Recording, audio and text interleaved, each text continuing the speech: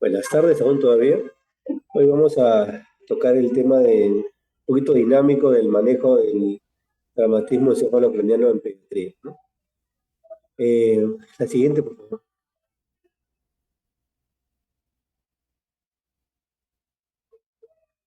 Puntualmente vamos a abordar algunas definiciones operacionales, la epidemiología, es decir, qué tan importante es el traumatismo encefalocraniano en el paciente pediátrico en relación a casos por año. La fisiopatología, para poder manejar después lo que es el manejo, debemos entender bien la fisiopatología eh, del traumatismo encefalocraniano, tanto la lesión primaria como la secundaria que vamos a revisar, los tipos de traumatismo encefalocraniano ya desde un punto de vista, digamos, de sintomático, de mecanismo de acción y de neuroimágenes. Cuando mencionamos neuroimágenes vamos a repetir constantemente que hablamos de tomografía, ¿no? Tomografía. Buenas tardes. Eh, y después, en todo caso, las preguntas las podemos ver al final, ¿no? Vamos a ver la valoración general y el manejo finalmente. La siguiente, por favor.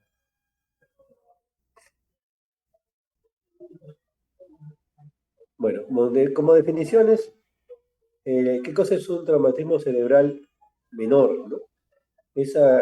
Aquel que tiene el antecedente, que es importantísimo, es decir, hay un golpe, caída, ¿no? O signos físicos, ¿no? de trauma, cerrado, o sea, no hay ninguna lesión expuesta en el cuero cabelludo, o en el cráneo, o en el cerebro de un bebé o un niño que puede estar alerta y reacciona al tacto, ¿no?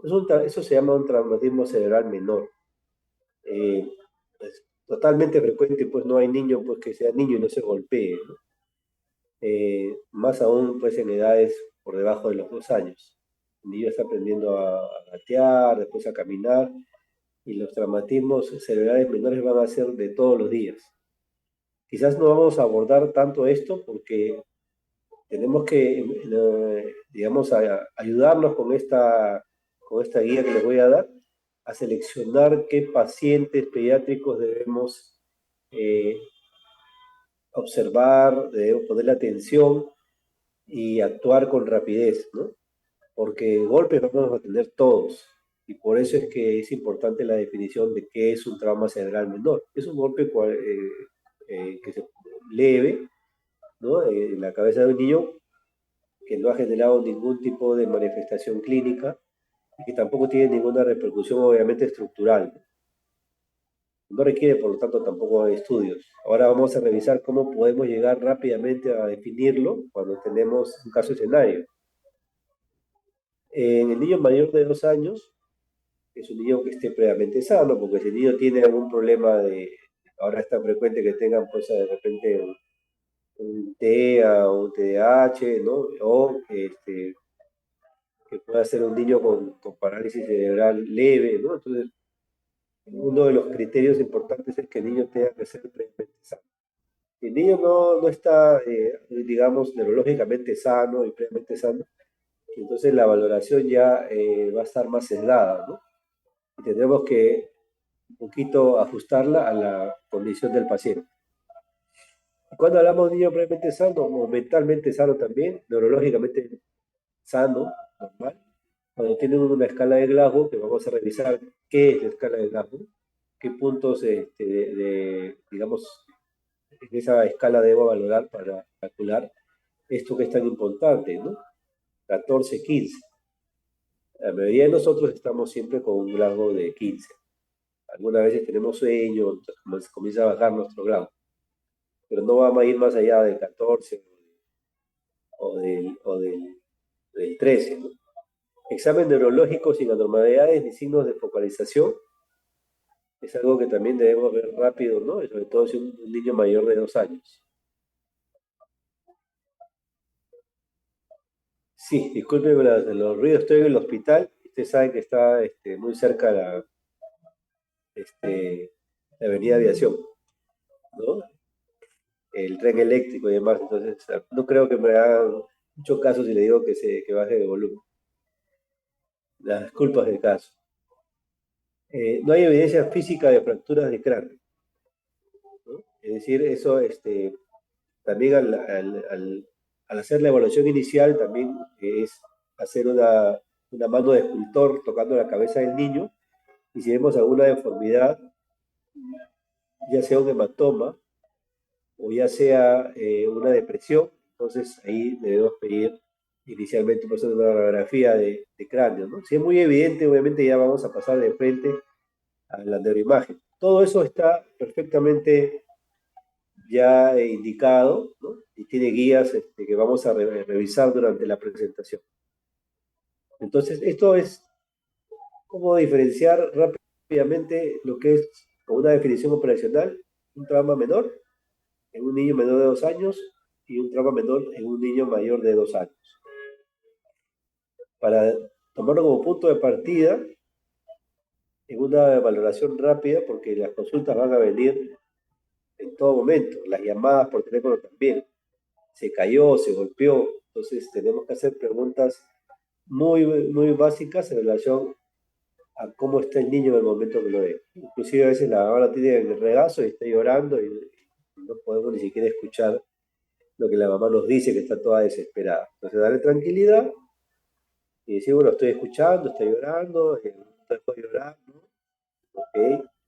Entonces está alerta, está despierto, ya rápidamente voy calmándola, diciendo no se preocupen, no hay necesidad de ir a la emergencia, ni estar preocupándose por que no va a pasar nada, ¿no? Es un golpe más o un golpe menos, como le sabemos decir. La siguiente, por favor.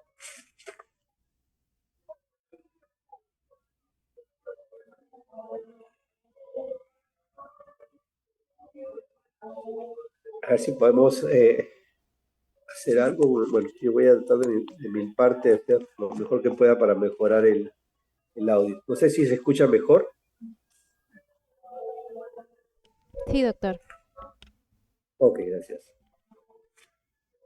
Lesión cerebral traumática leve, entonces, asociado a síntomas, pérdida de conciencia breve, ¿no? Como un pequeño lapso nada más. Una desorientación con recuperación rápida y la presencia de vómitos, pero vamos a ver, es un vómito, dos vómitos, tres vómitos, ¿no? Es decir, un solo vómito, pérdida de conciencia breve, ¿no? Y una desorientación, el paciente por un momento no se está medio desorientado, en el sentido que no está ubicado en tipo de espacio, como que mira desconcertado, ¿no? Ya sea un bebé o ya sea un menor de 2 años o ya sea un niño mayor, ¿no? De 2 años. Acá también la sintomatología se va a dividir de acuerdo a las edades, y eso puede ser algo obvio. En la escala de Glasgow, en ese caso, rápidamente uno puede decir, tiene más de 13, es decir, es un trauma leve. Lesión cerebral traumática severa, ¿no? Hay presencia de una lesión intracerebral, probablemente, un hematoma, por ejemplo, que como vamos a revisar es una lesión severa y tiene síntomas que van a llevarnos rápidamente a sospecharlo. O que termina en una intervención neuroquirúrgica, intubación endotraqueal, hospitalización, bueno, éxitos, fractura de cráneo que requiere cirugía o hallazgos clínicos, todas ellas conciernen a lesiones cerebrales traumáticas severas, ¿no? Lo más importante es saber cuáles son las leves, ¿no? Y cuáles son las que podrían ser potencialmente severas. Quizás vamos a especificar más la lesión cerebral traumática severa o potencialmente severa, que es la que nos compete ver ahora, que es la que debemos estar muy alertas y pesquisarla rápido, sospecharla e intervenirla a tiempo para que evitar que ese daño mecánico, ese daño primario se convierta en una injuria secundaria, ¿no? Por edema, hipoxia, isquemia y todos los eventos que van a darse en las horas que vienen. Eventos de perfusión, reperfusión y edema. Denominador común, hipertensión endocranial elevada. Daño neurológico, entramamiento, herniación, términos que vamos a definir. La siguiente, por favor.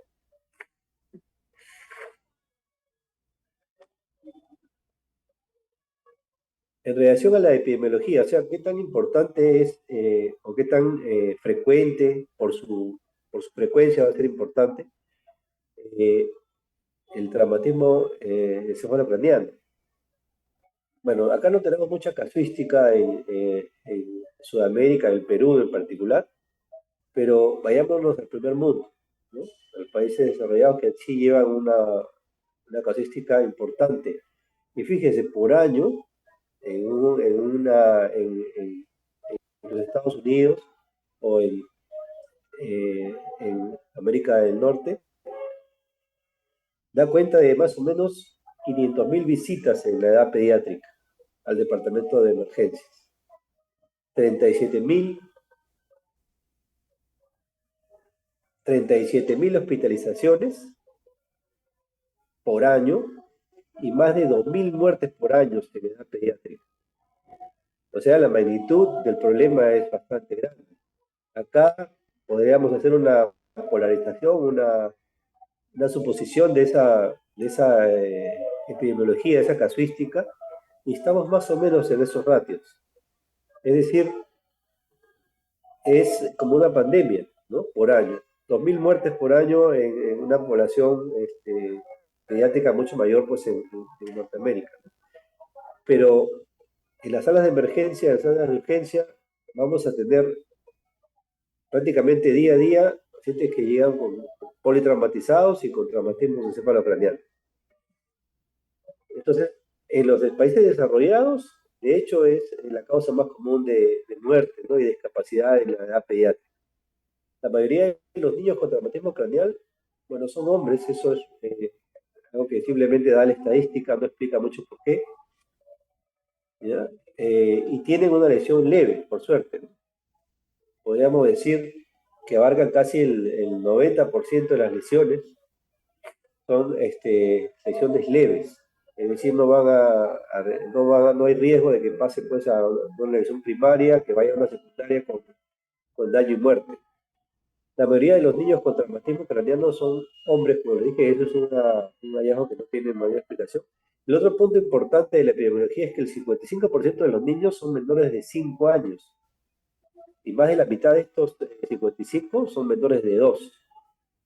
Quizás estos menores de 2 años son el grupo de mayor riesgo por el que simplemente está aprendiendo a caminar, a correr, no mide el riesgo de un accidente y son los que presentan mayor incidencia de traumatismos encefalocraneanos moderados a severos.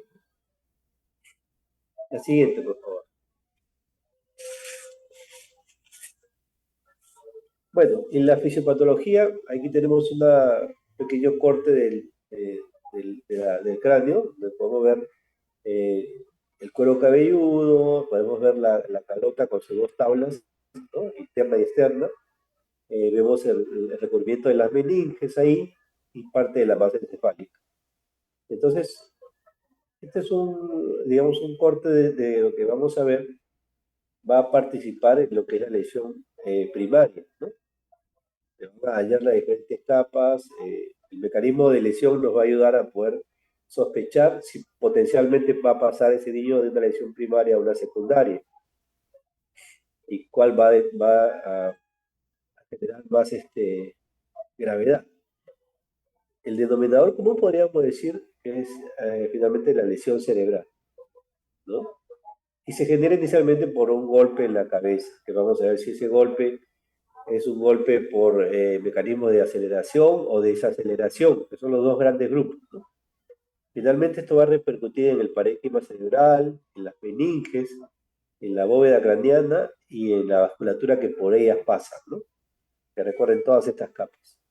Y ese es el gráfico que tenemos a la izquierda. Todo eso va a generar lo que llamamos lesión cerebral primaria.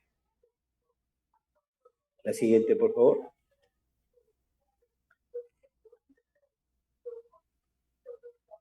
Y acá podemos definir dos mecanismos básicos, ¿no? La aceleración se produce cuando un objeto en movimiento golpea una cabeza estacionaria, ¿no? La aceleración lineal se considera la fuerza menos perjudicial, ¿no? Y por lo general se asocia con contusiones superficiales o concusiones también, ¿no? Un ejemplo sería una pedrada, ¿no? Cae una piedra a un niño, le cae un objeto en la cabeza, ¿no? está tratando de alcanzar algo, pues está recién parando, caminando y se le viene pues un objeto, eh, estando el niño pues parado, le cae pues un objeto por caída libre y le golpea, ¿no? Entonces esa pedrada, digamos, o ese objeto que cae, va generalmente a estar relacionada con una lesión localizada, generalmente no va a producir mayor problema, ¿no? Puede llegar, si es muy fuerte, a producir un hematoma epidural, por ejemplo, que está más relacionado con mecanismos de traumatismo por aceleración, que es como le decía la pedrada, ¿no? Entonces puede haber ahí un intervalo lúcido, después el paciente entra en confusión y si eso sigue sangrando, porque si hay fractura va a haber una lesión arterial. La fractura de la calota produce generalmente laceración de los vasos arteriales pegados ahí. Entonces, aceleración es uno de los mecanismos. ¿Qué pasó? Le cayó un objeto en la cabeza, le cayó una piedra, le cayó un juguete. Entonces habrá que ver de qué altura le cayó, qué digamos, lesiones tiene en esas capas que hemos visto.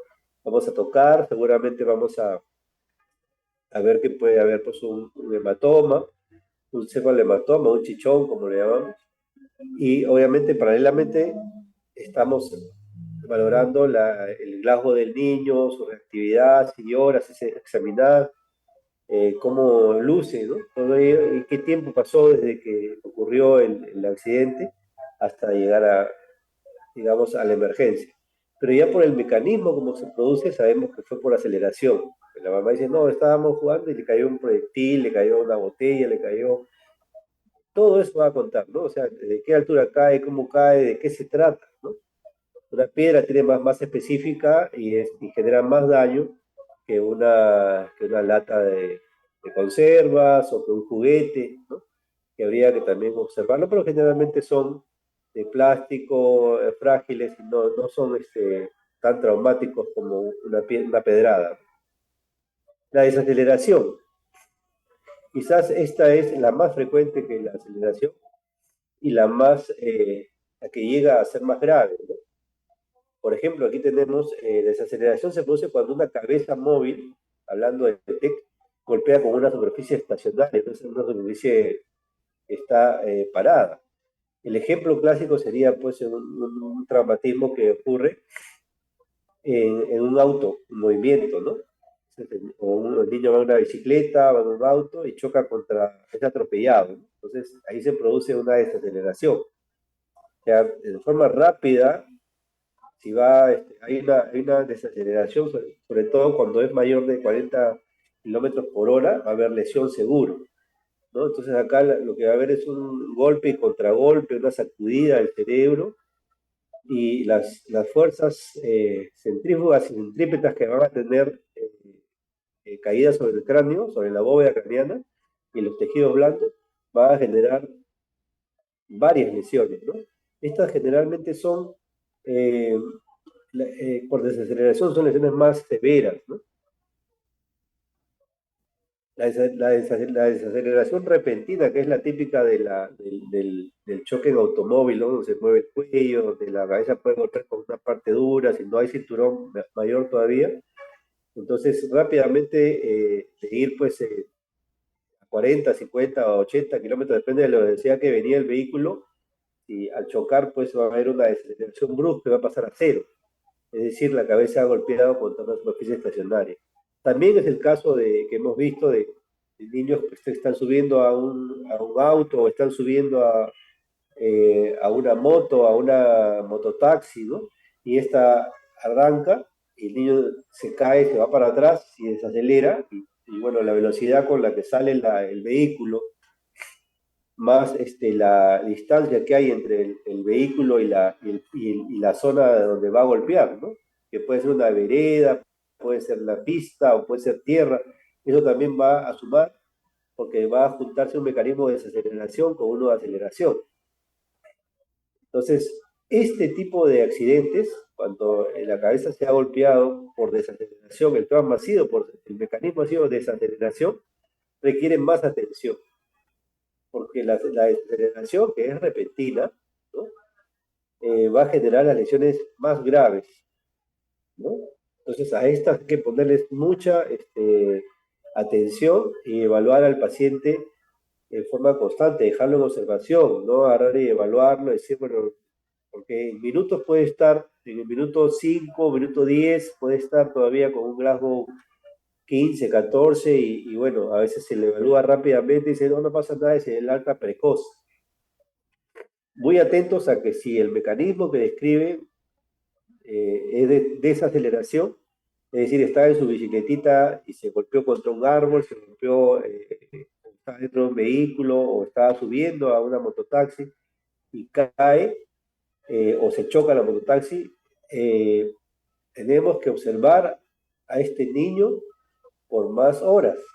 Se sugiere que sea entre unas 6 horas, digamos, dentro de un centro de urgencias y después se indicar a los padres que pasadas las 24 horas y si no presenta ningún signo de alerta, entonces no hay problema. Pero si lo presentara y explicarle bien a los padres antes del alta que deben regresar rápido a la emergencia o acudir a la emergencia más cercana, no ir necesariamente a la que fueron inicialmente. La siguiente, por favor.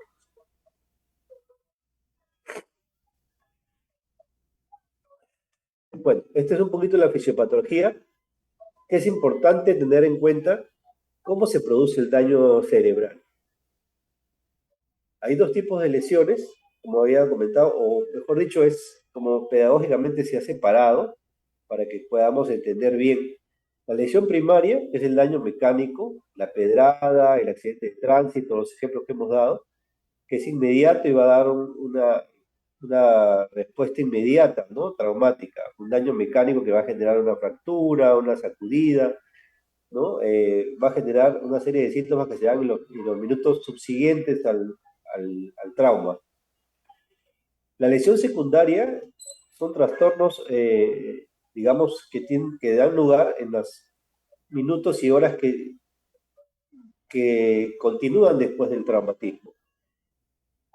Y esta parte es importante porque la lesión secundaria es en la cual nosotros podemos intervenir, en la cual nosotros podemos, si hacemos un manejo, un diagnóstico adecuado, una valoración adecuada de que es un trauma severo, ¿no? O que es potencialmente severo, porque inicialmente puede llegar con un grado de 13, ¿no?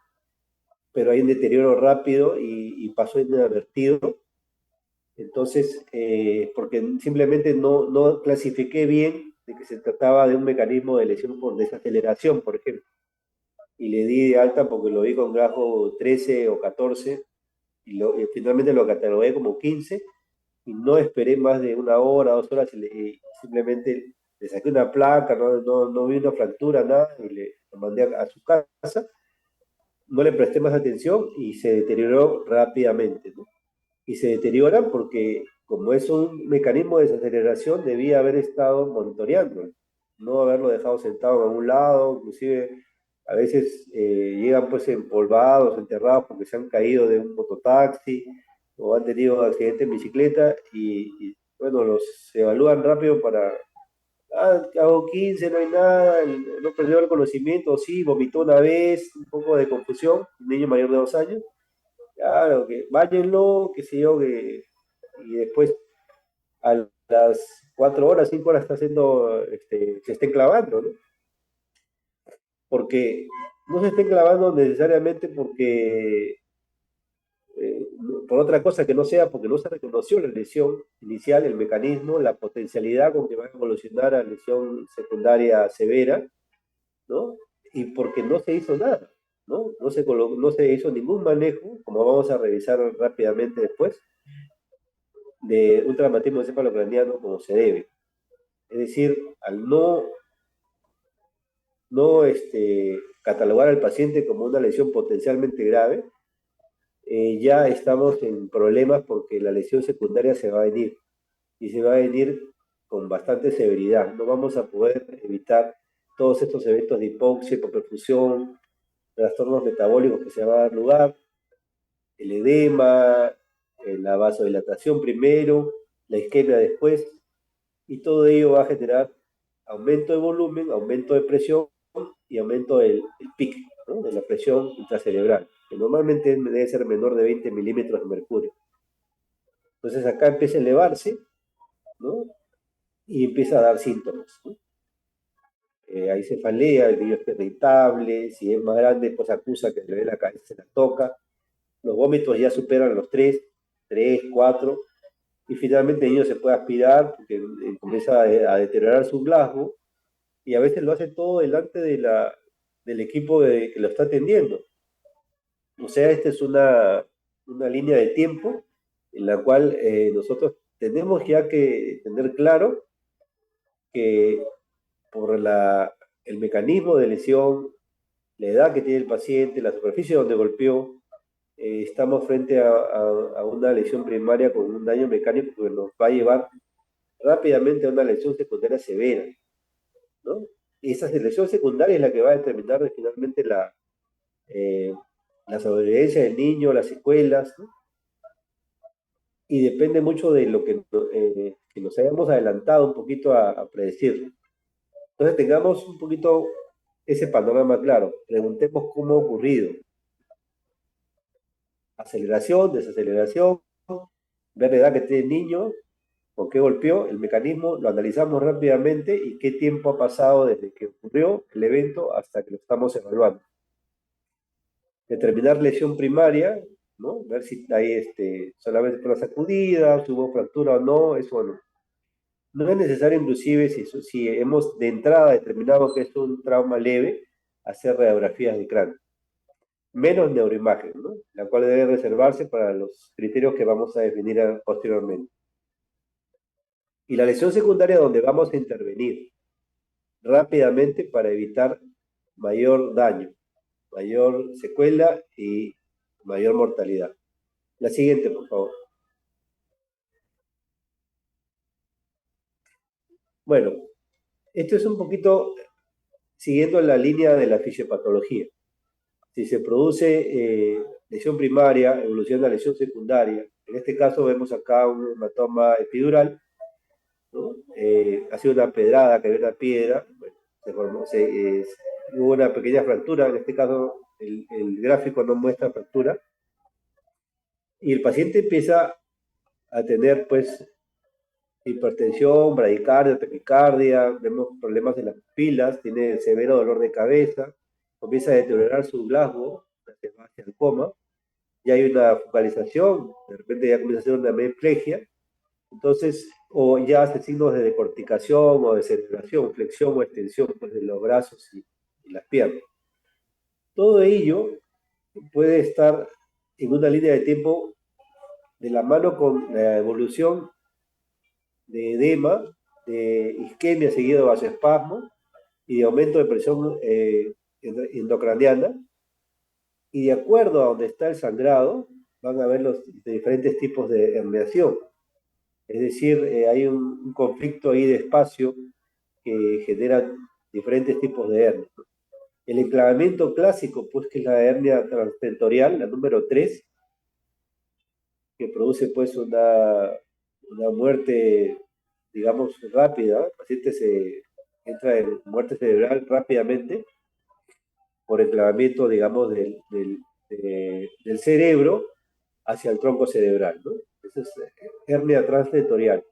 Y eso puede ocurrir cuando hay pues una lesión, digamos, que empuja la masa parietal o occipital, ¿no? O desde arriba también puede ser, ¿no? Empuja hacia el tronco. Entonces se produce la herniación tipo 3, ¿no? Que es la transtentorial. La 1, ¿no? Que es una cingulada. La 2, que es una hernia de origen central. Más difícil que se produzca porque tendría que haber fuerzas de todos los lados, ¿no? Y una hipertensión de rápida. La 4, que es la tonsilar, ¿no? También un poco más difícil de producirse, porque implica ya la herniación del cerebelo, que está en la fosa posterior, hacia el tronco cerebral, ¿no? Que está hacia atrás del cerebelo. La siguiente, por favor. Entonces, cuando llega el paciente, tenemos rápidamente que proceder a su valoración, ¿no? Haciendo preguntas, analizando el mecanismo de caída y haciendo un examen físico, casi todo en paralelo. Síntomas, preguntamos sobre pérdida de conciencia, si tiene la edad como para poder evaluar el estado de amnesia, si recuerda cómo se llama, preguntas acordes a su edad, ¿no? Si está confuso, eso va a ser una línea también. Presencia de convulsiones o vómitos, ¿no?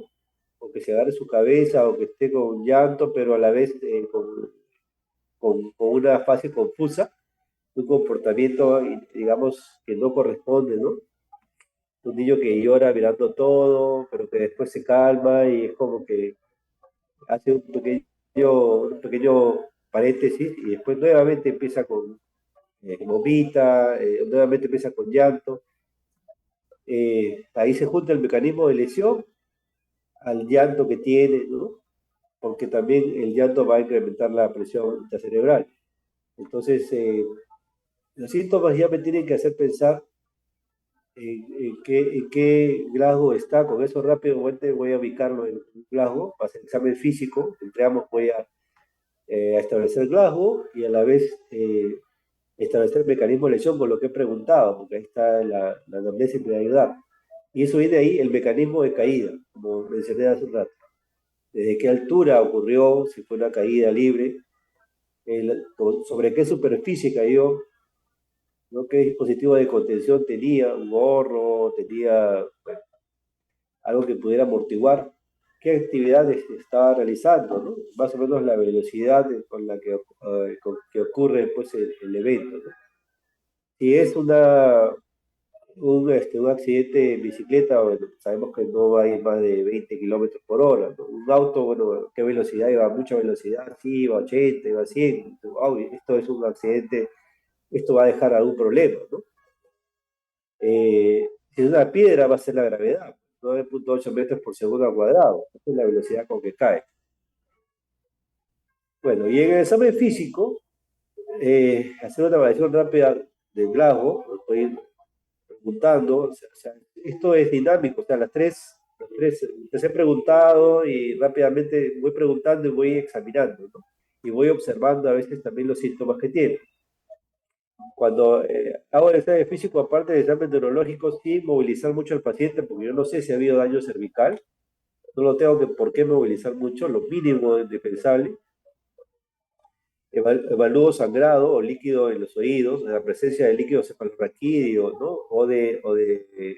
Digamos, hemotímpano, tengo que mirar con el otoscopio, de repente la membrana está entera o se perforó, ¿no? O sea, ya hay otorragia. Entonces, la presencia de otorragia, de líquido cefalorraquídeo en el oído o nariz, me tiene rápido que hacer pensar en que el paciente pues tiene una lesión una fractura de base de cráneo, ¿no? Y eso ya connota un traumatismo severo. Lo otro es también buscar signos de hematoma, ¿no? El oído, el signo de Wiener, que es buscar una equimosis en la región mastoidea, o bueno, los ojos mapache cuando la lesión de base de cráneo ha sido puesta anterior. La siguiente, por favor.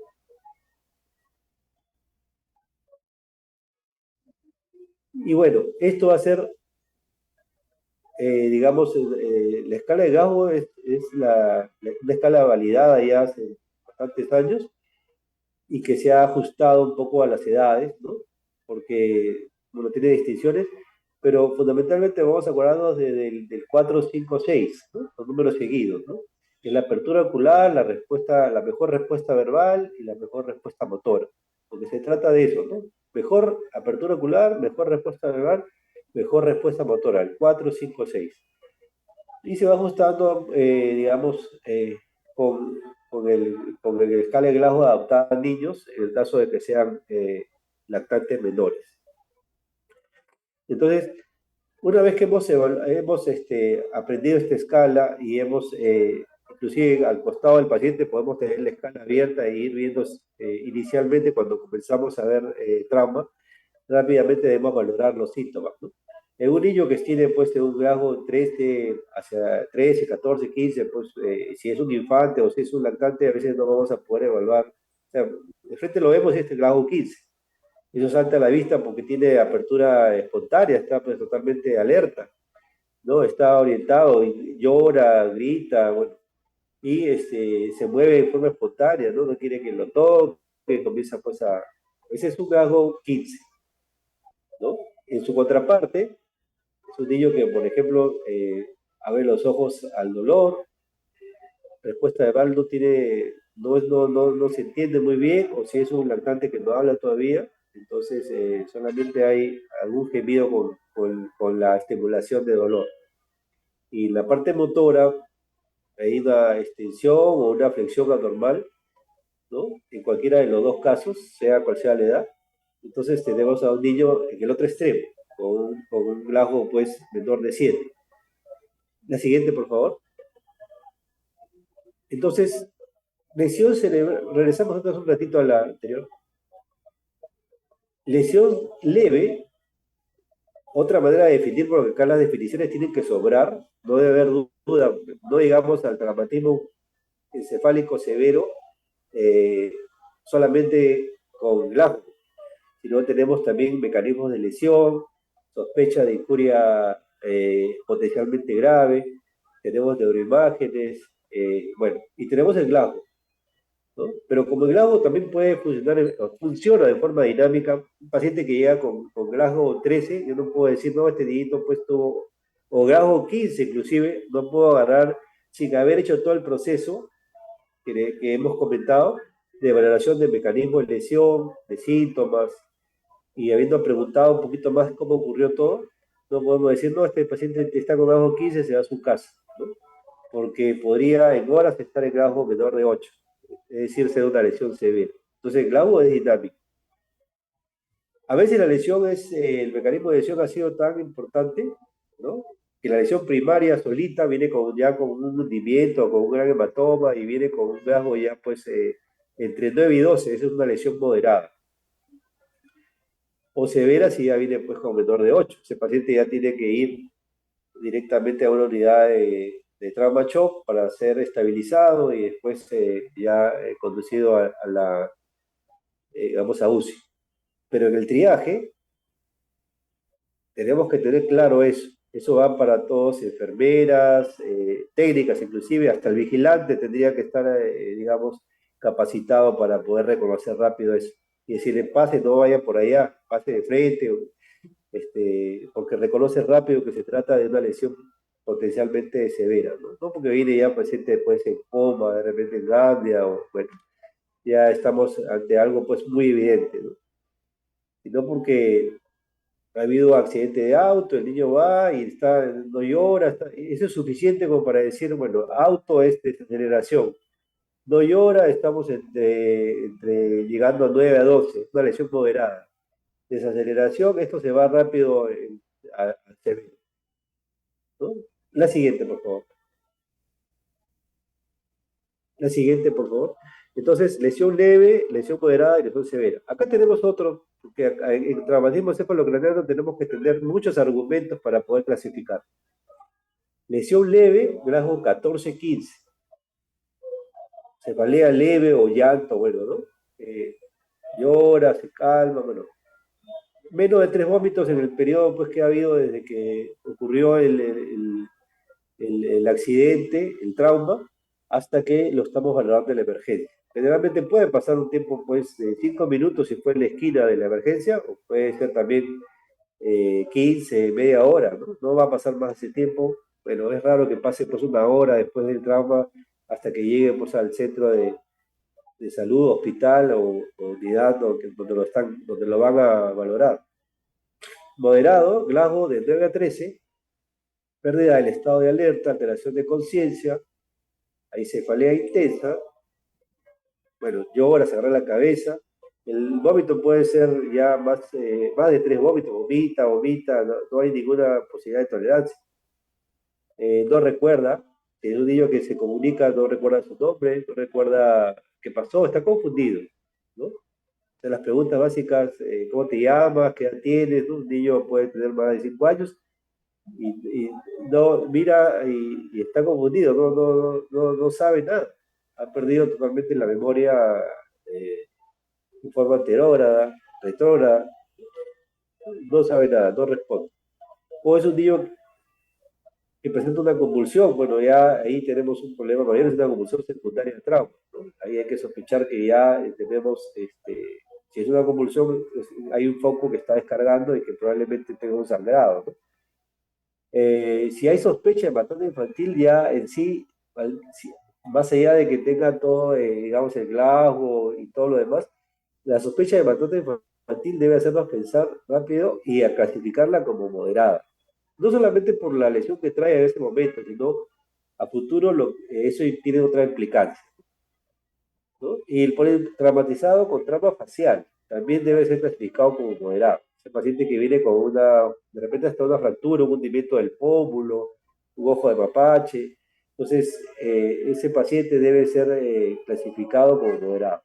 Bueno, y el severo, que es generalmente que la mayoría, si lo ve de entrada, va a decir, bueno, pues severo, ¿no?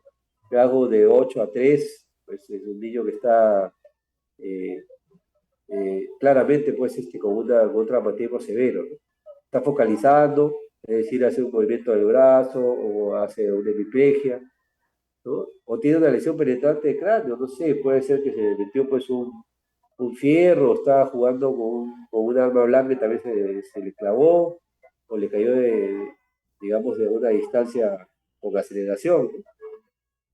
La otra condición para catalogar severo es cuando hay un deterioro de la puntuación inicial del grafo. O sea, si nosotros lo recibimos con un grafo 13, 14 y a los 10 minutos está ya en 10, en 11, ¿no? Ese paciente tiene un trauma en curso, una lesión secundaria en curso. Es un trauma que podemos decir que es severo. Y el déficit neurológico de aparición posterior también, ¿no? Todo lo que va apareciendo simplemente lo que te está avisando es que empezó en los mecanismos de lesión secundaria y empezó a establecer, y eso no va a tener, esa es una secuencia que termina con la muerte del paciente si uno no interviene oportunamente. Entonces, los déficits de puntuación de Glasgow, los déficits neurológicos que se van dando con las pasadas de los minutos y las horas, dentro de las primeras 24 horas, tiene que hacernos pensar en que eso va a llegar hasta su final, que es el éxito letal, y si es que no se ha hecho rápido el manejo, ¿no? Establecido que es un trauma severo. Entonces tenemos varios argumentos para clasificar. No solamente el Glasgow, tenemos también el mecanismo de lesión, tenemos la suma de síntomas de Glasgow con síntomas que van evolucionando en el tiempo, las primeras 24 horas hacia gravedad, y que las vamos a tener más en claro cuando el paciente lo dejamos en observación, porque el mecanismo ha sido potencialmente a lesión grave, es decir, desaceleración, por ejemplo. La siguiente, por favor. Bueno, esto es un cuadro que en realidad es para rápidamente decir, menor de 2 años, no tiene criterios de lesión grave, es una lesión de bajo riesgo, estatus mental normal, ¿no?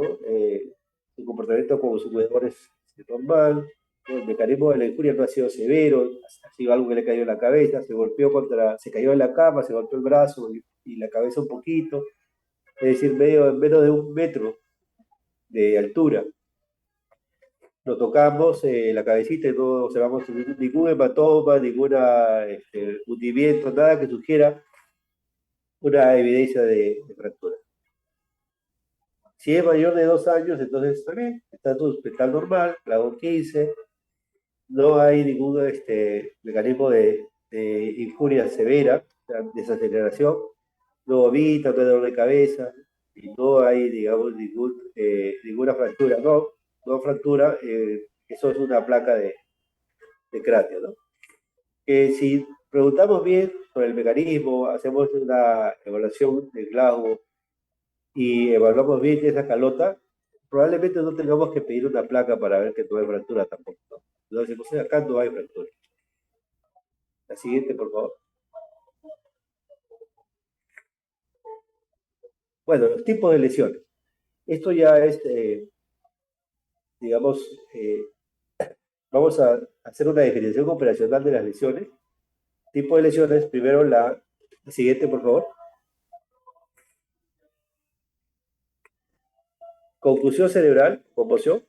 Entonces, una disfunción cerebral inducida por un trauma sin daño estructural. O sea, acá no hay daño estructural. El paciente puede tener una alteración del estado mental, estar medio confuso y después no hay deterioro mayor del glajo, no hay deterioro ni signos neurológicos que aparezcan en las horas posteriores de observación, ¿no? Puedo tenerlo 4 horas, 6 horas y no hay ningún problema, ¿no? Y la confusión quizás sea uno de los más frecuentes y el mecanismo va a ser probablemente también acá el golpe por aceleración, ¿no? Algo le cayó en la cabeza y entonces se mareó.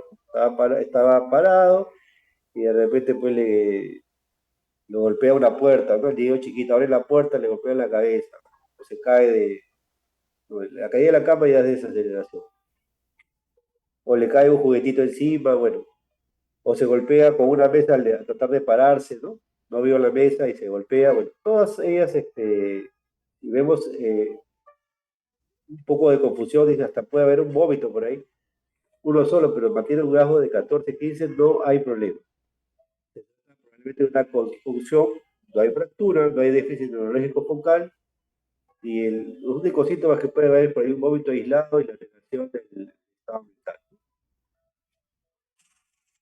La siguiente, por favor. Tenemos la siguiente. Hola.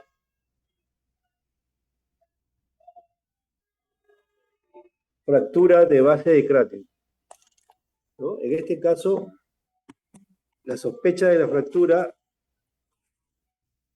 parte desde que vemos en el examen físico, vemos el hematoma, ¿no? Tocamos si hay un gran hematoma o se ve el hematoma, ¿no? En este caso, estamos observando un ojo de mapache, el signo de Biddle, perdón, detrás del pabellón auricular, en un paciente que ha tenido una caída con golpe, pues en este caso en la zona del hueso petroso, del escamoide, bueno, eh, en la zona occipital, bueno, todos ellos pueden cursar con fractura de base de cráneo. En este caso vemos una fractura acá también con un gran hematoma, ¿no? Entonces, cuando hay un hematoma, porque la placa viene después,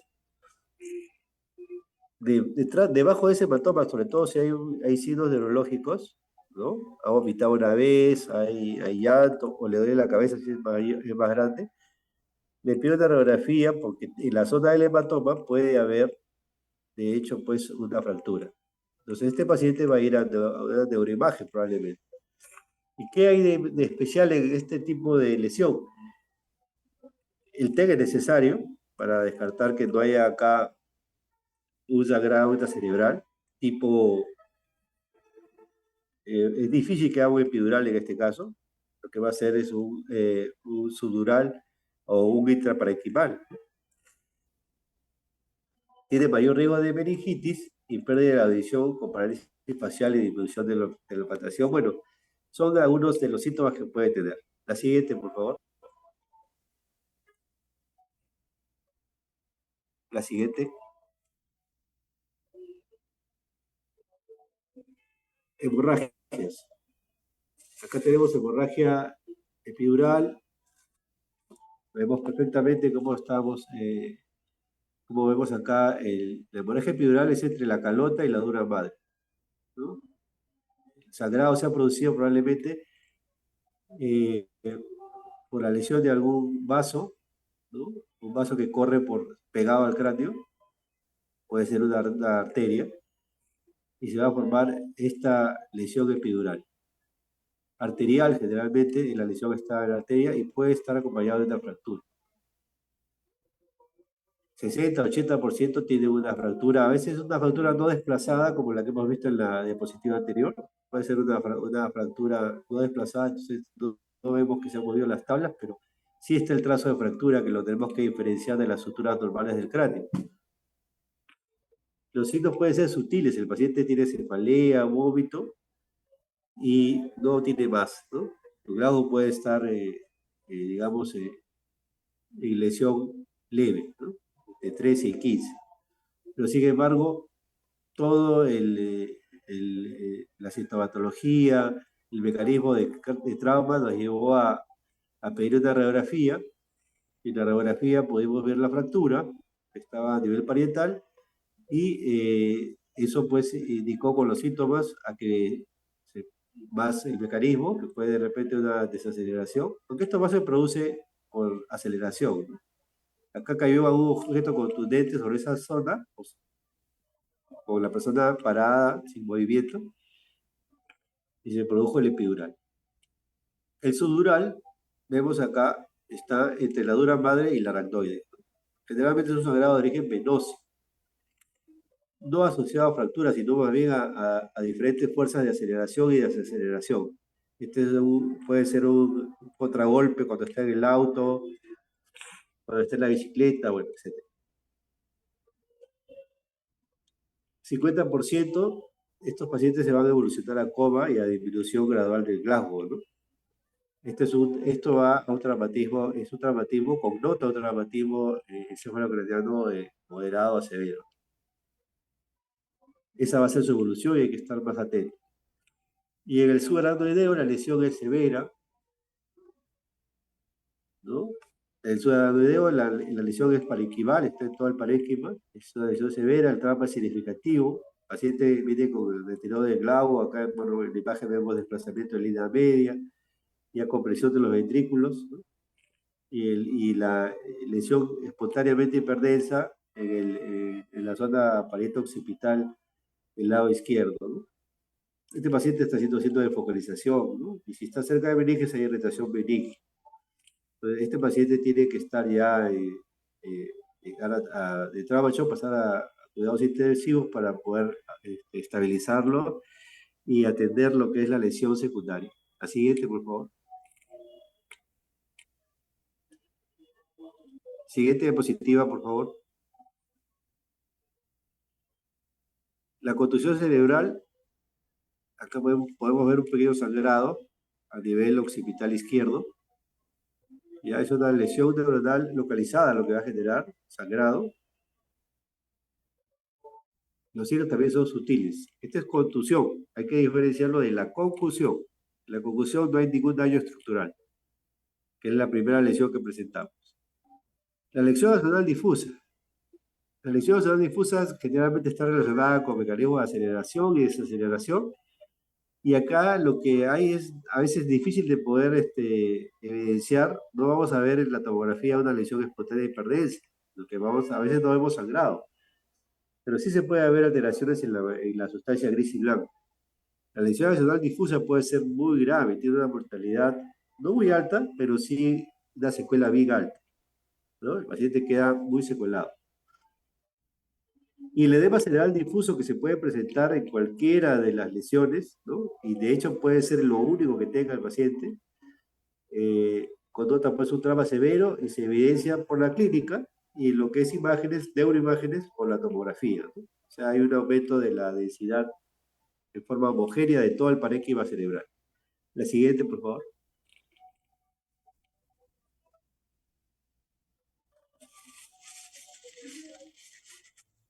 Bueno, acá estamos en... Un momento.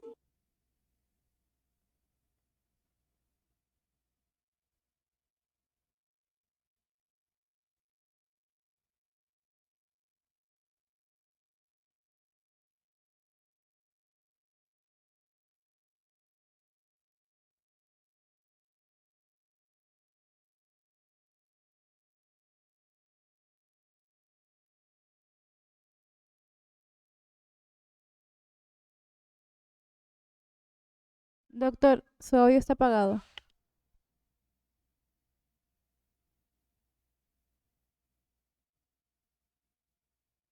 Perdón.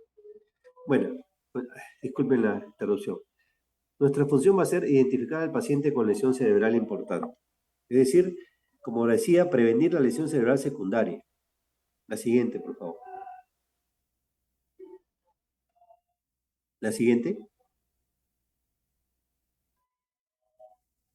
La siguiente.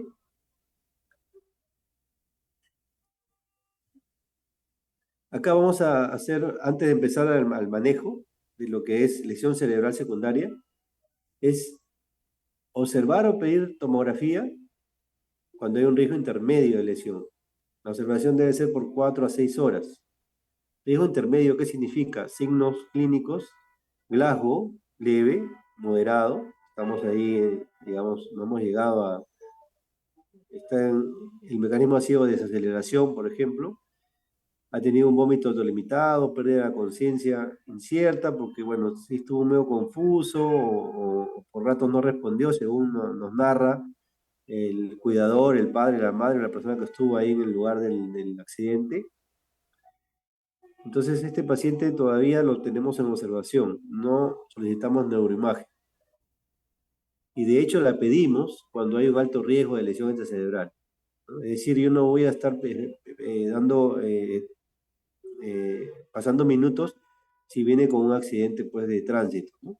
Un accidente dentro del auto o un atropello. Ese paciente tiene que ir, es alto riesgo de lesión intracerebral, ese tiene que ir o fractura, tiene que ir a TEN. Ahí no se sospecha.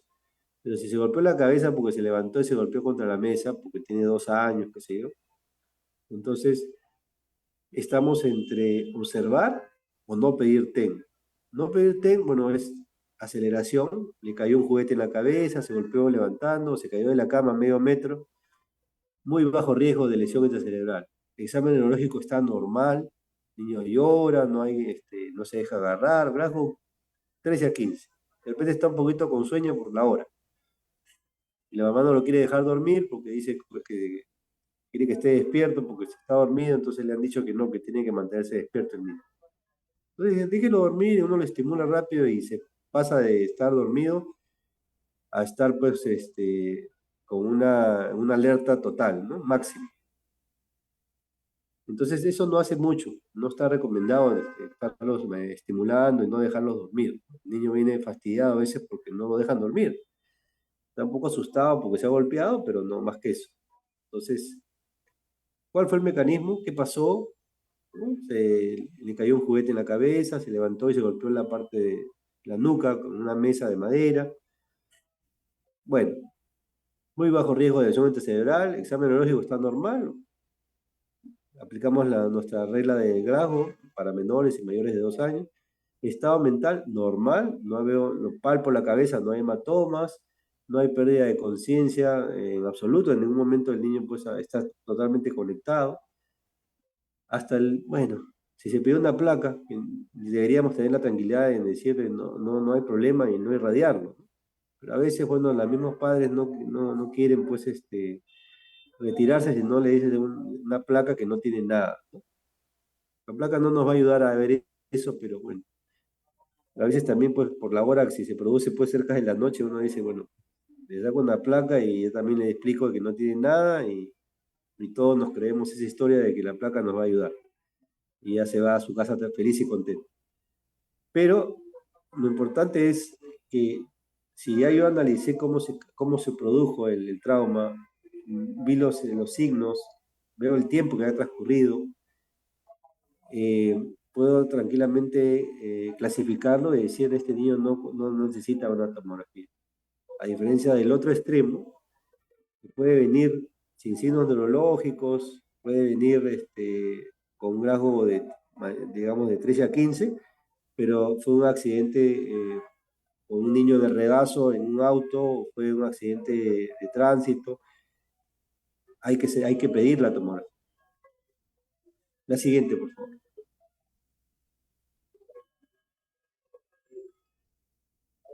En mayores de 2 años, bueno, aplicamos también los mismos criterios. No pedir cuando hay bajo riesgo de lesión severa, ¿no? De lesión intracraniana, de sangrado. El examen neurológico es normal. Eso va a coincidir con un rasgo, pues, digamos, entre 13 y 15. No hay condiciones preexistentes, ¿no? Es decir, por ejemplo, que el niño tenga un problema neurológico. El estado mental es normal, no hay pérdida de conciencia, no hay evidencia de fracturas, no vomitó, no hay dolor de cabeza, nada. No sé, un niño grande ya te va a decir, bueno, acusar si le duele la cabeza, tiene cefalea o no. Bueno, en ese caso no hay necesidad de pedir, pero hemos valorado todo, comenzando del mecanismo de cómo se produjo ese trauma, ¿no? Si se cayó del tercer piso, una caída libre, con desaceleración, eso pues, o de un piso nada más sería suficiente para decir que este niño tiene que pedírsele TEM, ¿no? Porque esto no es un objeto que le cae al niño parado, sino es un niño que cae y bruscamente va a chocar contra un pavimento que hay que ver de qué consistencia tiene. La caída libre es un mecanismo, el mecanismo que se produce ahí es de esa aceleración, donde también produce, digamos, evoluciona a lesiones severas, ¿no? A injuria severa y a injuria secundaria. Entonces, debemos pedir en esos niños tomografía. Observar si hay un riesgo intermedio, ¿no? Es decir, presentó algún síntoma sobre todo, ¿no? Se queja de dolor de cabeza por mayor de 2 años, o hace un vómito, le pide una placa, no veo fractura. Si veo fractura, tiene que ir a TEM. Si no veo fractura, lo observo todavía. No me apresuro. La siguiente, por favor. Bueno, esto es un poquito la estabilización, ya es el manejo, digamos, del paciente con una lesión moderada, severa, ¿no? Y que está evolucionando a un daño secundario, ¿no? Entonces, acá los puntos importantes es decir, a qué pacientes yo tengo que considerar pasar a una unidad de trauma shock o a una UCI. Aquel paciente que tiene un grado menor de 12 con rápido deterioro o menor de 8, ¿no? Al paciente con hipoxia refractaria, es decir, me está haciendo apneas, está, digamos, con saturaciones bajas, y aparentemente, bueno, escucho y no ha habido trauma torácico, ¿no? No hay ningún, el murmullo pasa bien, la evaluación clínica general que le realicé también rápidamente se centra más en la parte neurológica, ¿no? Está hipoventilando, ¿no? Ya estamos teniendo ahí un signo de, digamos, de bradipnia, ¿no? Eh, Eso también nos tiene que pensar, nos tiene que hacer pensar en que este paciente está haciendo una hipertensión endocranial, ¿no? Está evolucionando una hipertensión endocranial, ¿no? Y ahí está teniendo lugar lo que conocemos como la triada de Cushing, ¿no?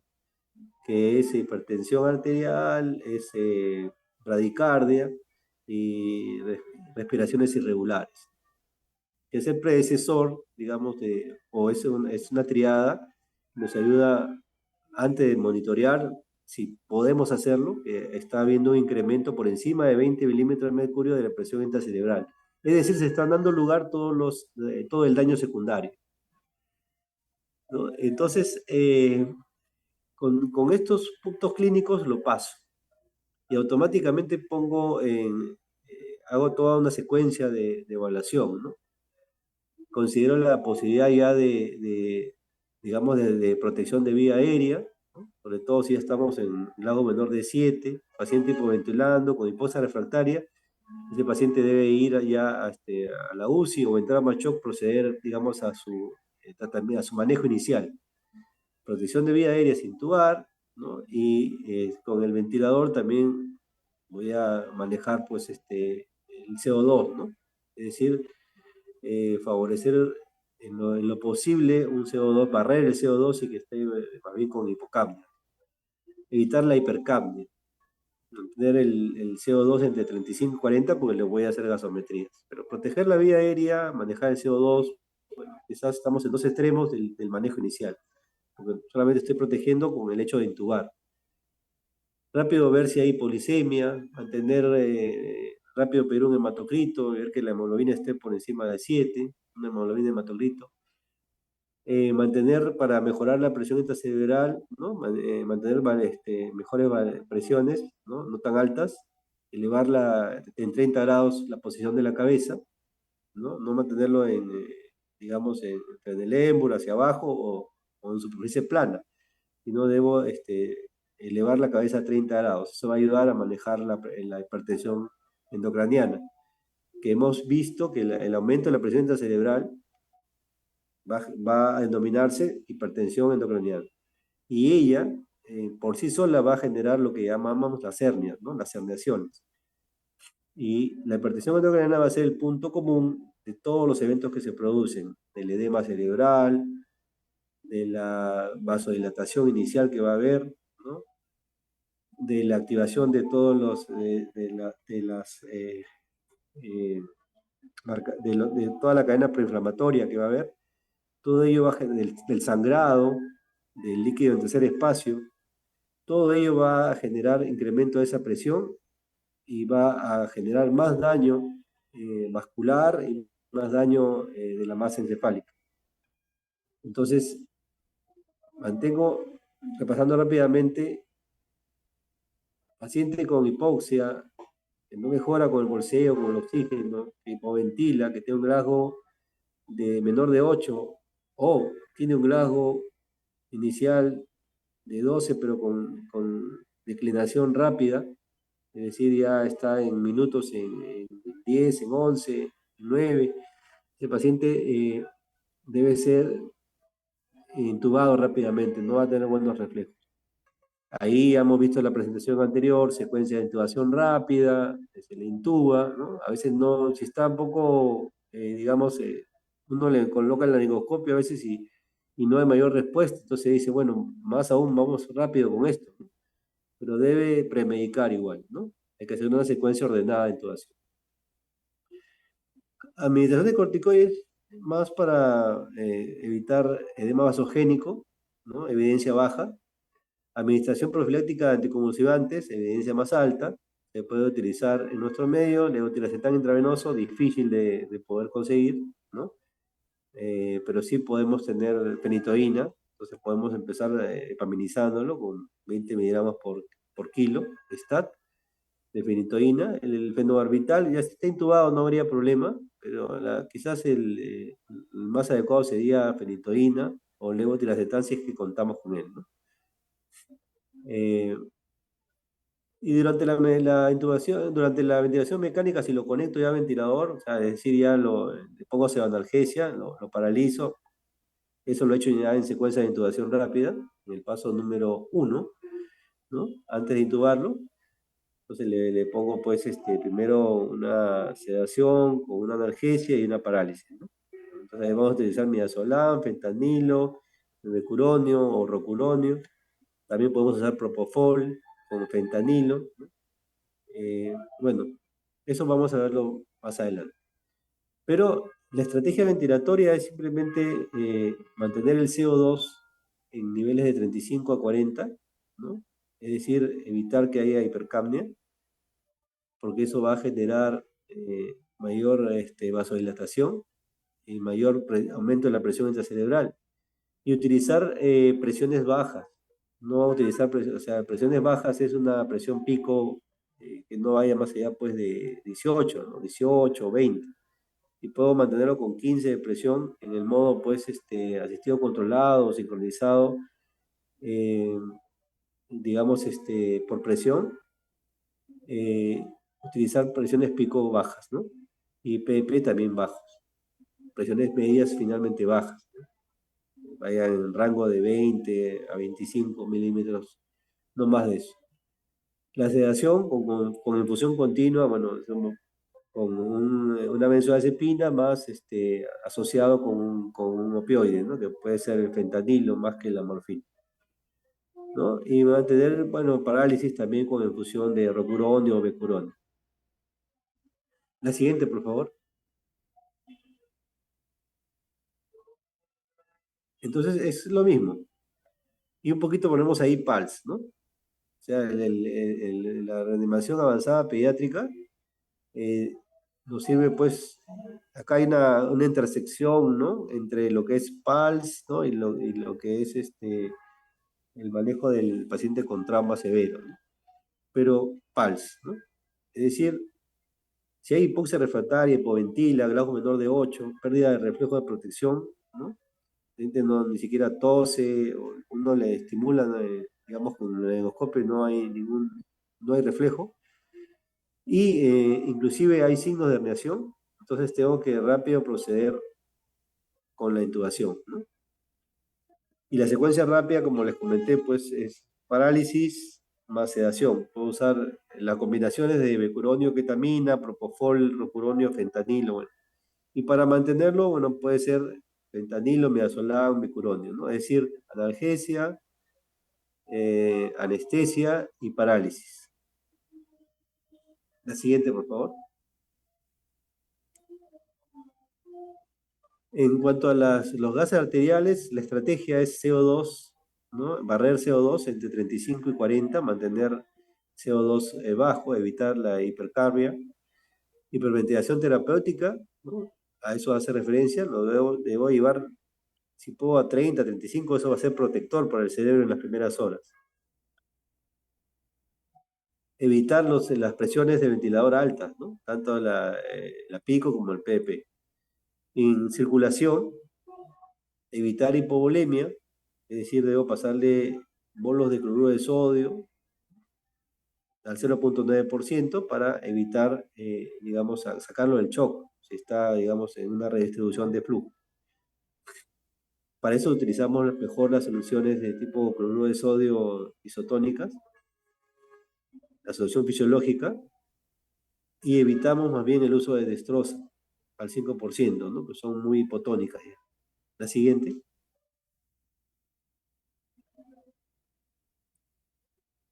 Medidas generales, bueno, el tratamiento rápido de la hipoxia, de la hipercapnia y de la hipotensión, ¿no? Hemos visto entonces secuencia de intubación rápida, ventilación mecánica, mantener saturación elevada, oxigenación adecuada, evitar la hipercapnia, ¿no?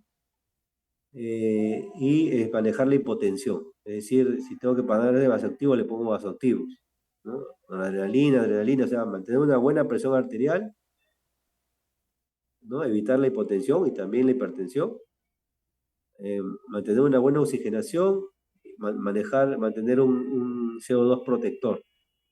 Eso va a ser 3 puntos importantes.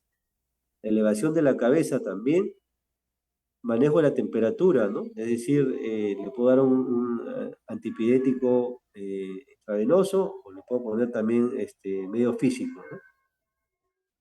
Anticonvulsivantes profilácticos, no hay, digamos, mayor evidencia que las benzodiazepinas sean mejores que, digamos, la fenitoína. A veces vamos a redundar porque para tenerlo en ventilador mecánico le vamos a poner midazolam, independientemente del grado que tenga, ¿no? O si pelea o no, porque inicialmente lo que queremos es que el paciente esté totalmente acoplado al ventilador y nos pueda ayudar a manejar ese CO2, ¿no? Evitar cualquier, digamos, asincronía con el ventilador y el paciente que pueda generar elevación de la presión intracerebral, ¿no? Cualquier esfuerzo, cualquier, digamos, pujo. Necesito tener al paciente totalmente sedado y relajado, acoplado al ventilador y mantener una buena saturación, una buena presión arterial, ¿no? Un CO2 en ese punto que hemos establecido, ¿no? De 30 a 35, ¿no? Con el decúbito, pues, de 30 grados, ¿no? Para elevación, digamos, de la cabeza en 30 grados. El manejo del dolor en realidad está sedado, está con un coma inducido, ya el Glasgow ahí no es evaluable por el estado, digamos, de sedación que tiene. Pero ya hemos establecido esto con todos los pasos previos que hemos dado, ¿no? Hemos establecido que el paciente tiene que entrar a un manejo con medidas generales ya de MUSI, ¿no? Y ahí lo vamos a tener, los primeros 4 días van a ser importantísimos porque en el tercer o cuarto día es donde se producen los fenómenos de reperfusión. Y el paciente que va yendo bien, con una lesión grave, con un sangrado grave, que de repente tuvo que entrar hasta cirugía para un drenaje de emergencia y ponerle un drenaje ventricular externo o parenquimal. Eh, si no hacemos el manejo adecuado, el tercer día va a ser el día más complicado, porque ahí viene el momento donde los vasos se van a dilatar y va a haber eventos de reperfusión con más edema y a veces ahí es donde se pueden clavar. Entonces tengo que tener todas estas medidas hasta el tercer o cuarto día que ya comienzo yo a relajar ya las medidas porque empiezo más bien a tratar de evaluar qué daños se han producido, ¿no? Y a comenzar el retiro gradual del ventilador y ir bajando, ¿ya? Manteniendo, lógicamente, una buena oxigenación, ya el CO2 ahí en valores normales, yo no tengo que estar con CO2 bajos, no tengo que barrer tanto. Presiones, si necesito todavía inotrópicos los uso, si no los necesito, no los uso, ¿no? Voy desescalando también y titulando y voy evaluando. El tercer a cuarto día son cruciales. La siguiente, por favor. La siguiente.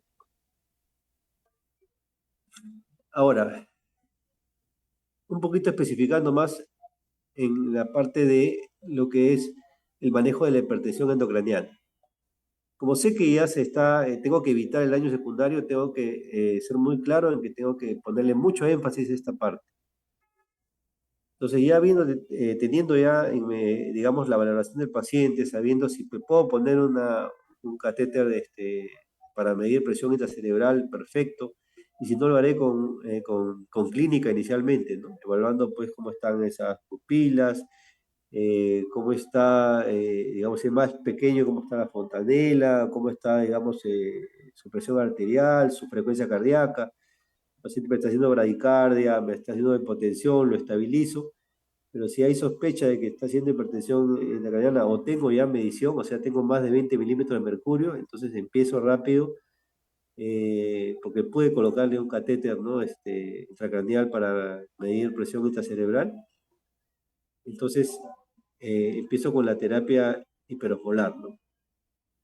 Tengo dos opciones ahí que puedo utilizar. Una es el manitol.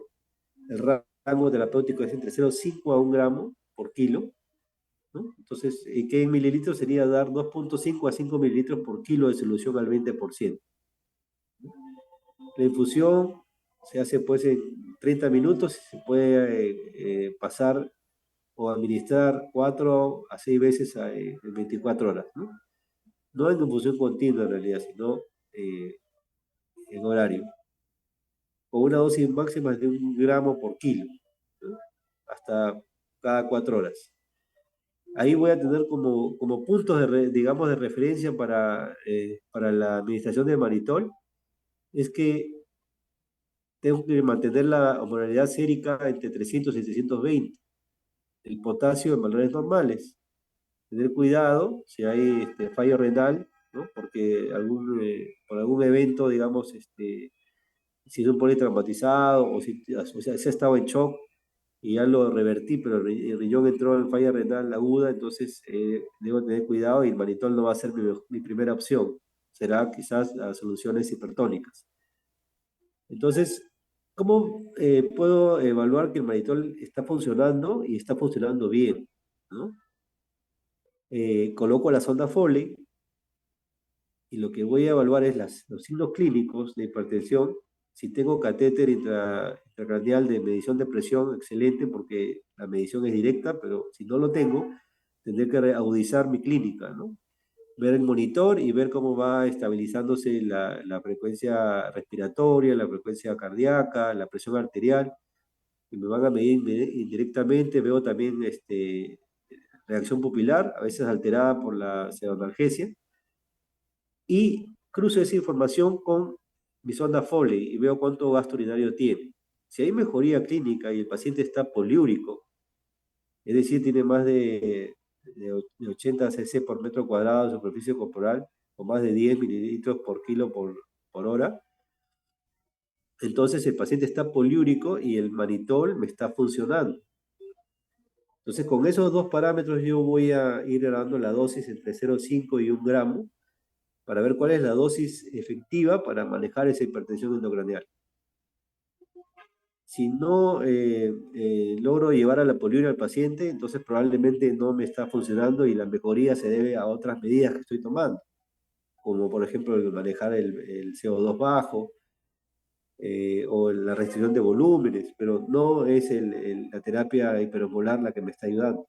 Entonces, si yo tengo al paciente poliúrico y a la vez veo mejoría clínica, el monitoreo va yendo bien, la presión, si tengo un catéter, va bajando, acercándose a 20. Entonces, es achacable de que la mejoría se debe en parte pues a que el mannitol funciona. La siguiente, por favor.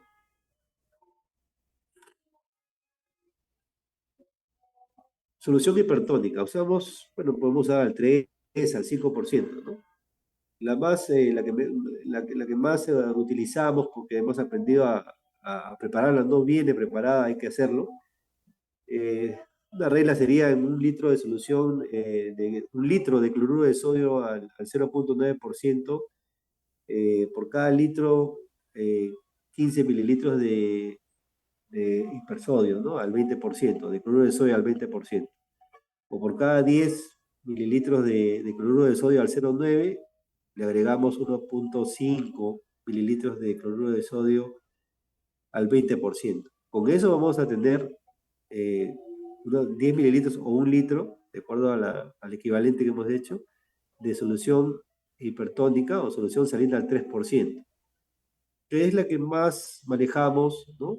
Para nebulizar, para, bueno, en este caso para con un objetivo puntual. En este caso, ¿qué es lo que quiero ver? La diuresis, no, no, porque no estoy midiendo, no estoy dando un diurético osmótico.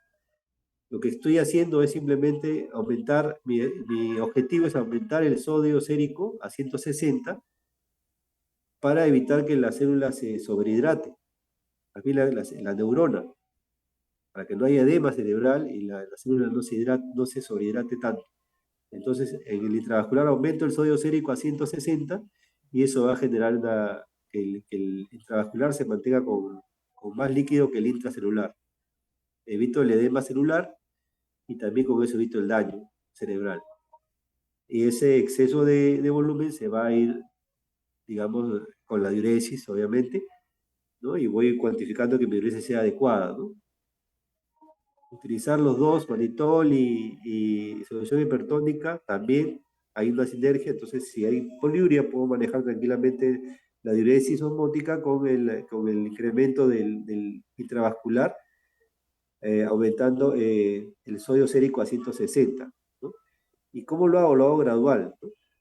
Si yo doy una dosis de esa preparación que les he comentado, de 5 mililitros por kilo, el sodio sérico me va a aumentar en 5 milicaretes por litro, ¿no? Por hora, hay que irlo haciendo gasometrías y irlo cuantificando, ¿no? Y se repite cada hora hasta llegar al objetivo que es 160. Puedo dejarlo en infusión continua, ¿sí? 20 horas, 18 horas, ¿no? Entre 0,5 y 1,5 mililitros por kilo por hora. De esa solución que he preparado, haciendo pues un frasco con 15 mililitros de solución hipertónica en un litro de 0,9%, y lo paso a 0,5 o 1,5 mililitros por hora, y mi objetivo es llegar a un sodio sérico de 160 con un paciente con buena diuresis y con una presión intracerebral menor de 20. Si no tengo presión intracerebral, entonces también voy a manejar mis parámetros clínicos para saber de qué estoy manejando adecuadamente. ¿Cuáles son los problemas que puedo tener? Es la sobrecarga hídrica, el edema pulmonar, la falla cardíaca, la acidosis metabólica. Me lo dice Pondina, bueno, es más raro. Pero puedo utilizarlo, de hecho es una sinergia con el mannitol. La siguiente, por favor. La siguiente, vamos a pasar a la siguiente. Entonces, haciendo un repaso de todo esto, la siguiente, por favor.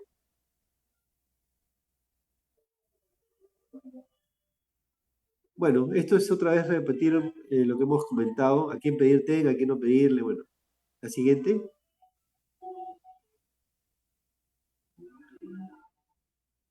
Es lo mismo, aquí es pedirle tomografía computarizada, digamos, dividido a los pacientes que deben recibir, que deben pasar a un estudio de neuroimagen o no, pero estamos regresando otra vez al punto de neuroimágenes. La siguiente,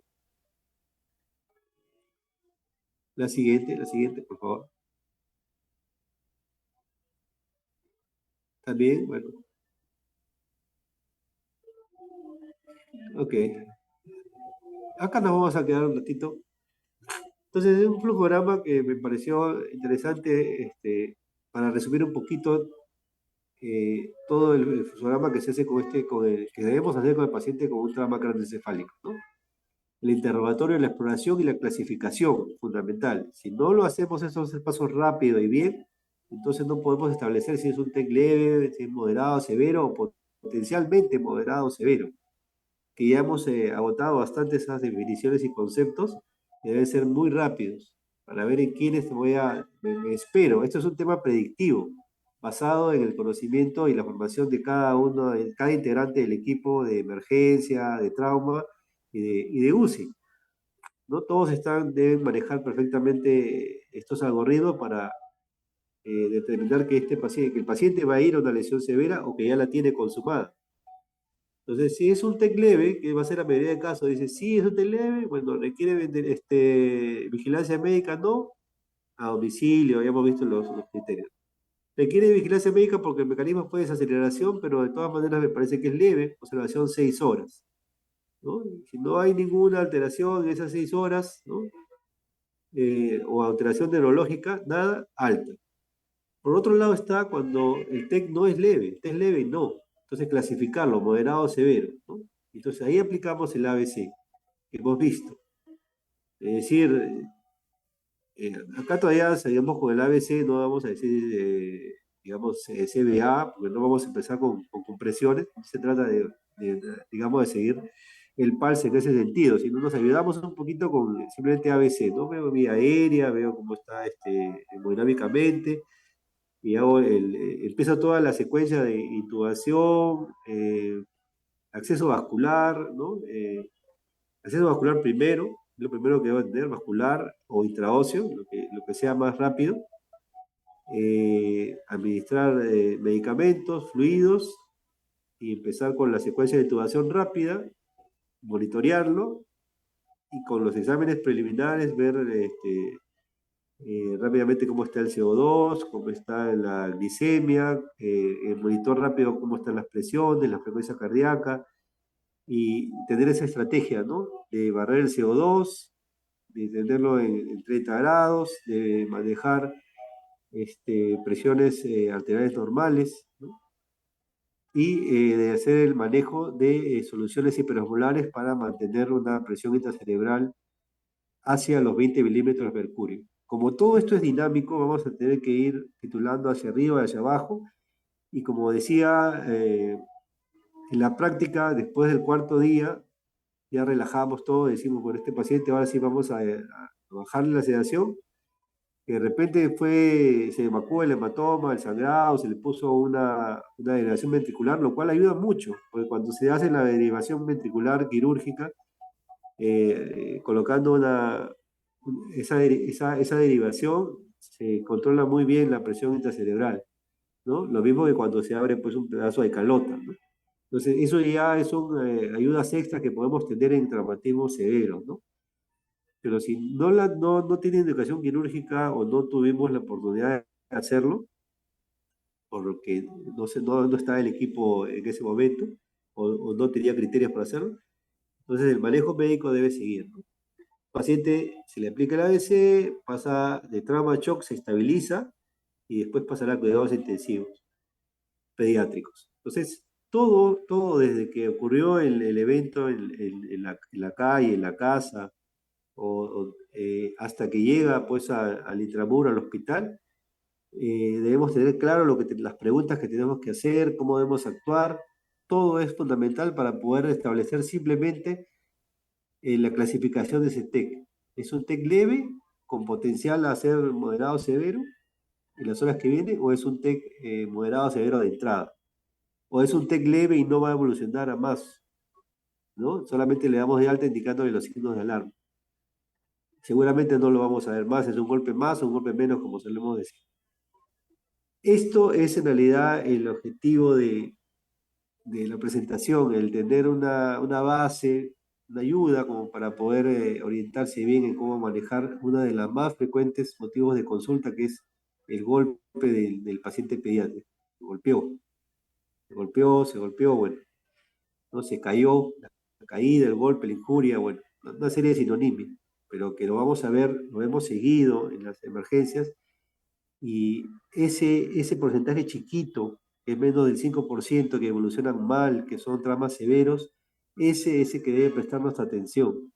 ese que está confundido entre el gran universo de traumatismo que vemos todos los días, que van a las consultas, ¿no? Que van a la emergencia. Ese es el que, si lo reconocemos rápido, porque siempre aplicamos ordenadamente este flujograma en forma rápida y ordenada, nos va a permitir disminuir las secuelas, disminuir la mortalidad y poder, digamos, ayudar al paciente.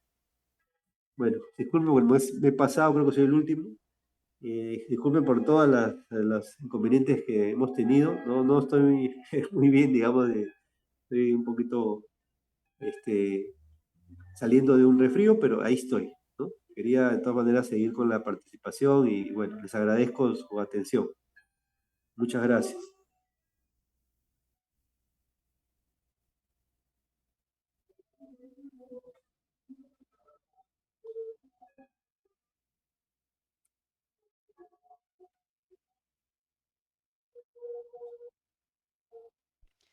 Muchas gracias, doctor, por su ponencia. Estamos finalizando lo que es la ponencia del taller del día de hoy. Mañana también hay una continuación a partir de las 9 de la mañana. Y por la tarde le estamos invitando que tenemos el taller presencial de RCP básico y avanzado junto con el taller de oxinoterapia de alto flujo a partir de las 2:30 hasta las 6:30 de la tarde. Los estamos viendo mañana y ahora voy a poner lo que es un video tutorial de cómo vamos a ingresar al aula virtual